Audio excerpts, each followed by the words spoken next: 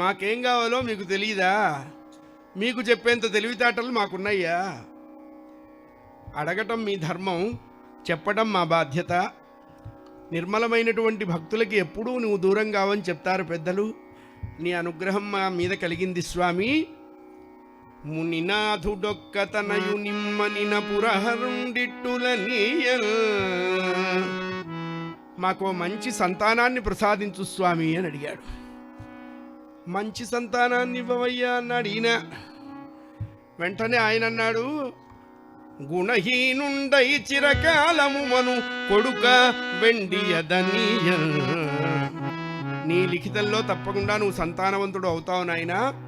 కాకపోతే అన్నాడు పరమేశ్వరుడు, ఎంతటి వాడికైనా ఈ కానీతోనే ఉంటుంది జీవితం, ఫుల్ స్టాప్ లేదు.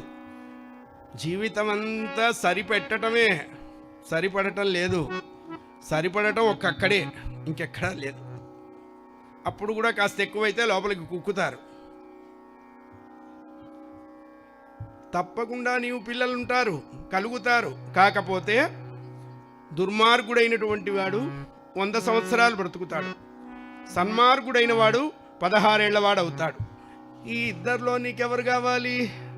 దుర్మార్గుడా సన్మార్గుడా? 100 ఏళ్ళ 16 ఏళ్ళ? చూడండి, ఈ చరిత్ర సత్యయుగంలో జరిగింది, అది గుర్తుపెట్టుకోవాలి. ఈ చరిత్రకి సత్యమే ఆధారం. వరం ఇస్తాడనుకున్నారు కానీ ఇట్లాంటి లిటిగేషన్స్తో ఇస్తాడంటే ఆయన కూడా కొంచెం అనుమానపడ్డారు.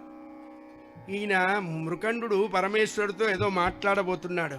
మరుద్వతి, ఏమండోయ్ ఉండండి, ఇలా రండి అని ఇంట ఆయన చేయబట్టి వెనక్కి తీసుకెళ్ళిపోయింది. పరమేశ్వరుడు ఆశ్చర్యపోయినాడు. ఏంటి ఎదురుగా నేను ఇంతటి వాడిని ఉంటే ధైర్యంగా మొగుడిని వెనక్కి తీసుకెళ్ళింది అని. అమ్మవారు చూసింది ఈయన వైపు.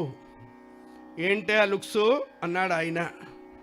ఏం లేదండి, మన పెళ్ళయి ఎన్ని లక్షల కోట్ల సంవత్సరాలు అయి ఉంటాయి అని అడిగింది అమ్మవారు. ఇప్పుడు ఆ భయానక దృశ్యాన్ని ఎందుకు గుర్తు తెస్తావు పార్వతి? హ్యాపీ డేస్ అంటే ఏమిటి అని అడిగిందట పెళ్ళాం మొగుడిని. ఇప్పుడు ఎందుకే వదిలేసాయి, చెప్పాల్సిందే అని అందిట. ఏం లేదే, పెళ్ళికి ముందు నావి, పెళ్ళి తర్వాత నీవి, అంతేగా.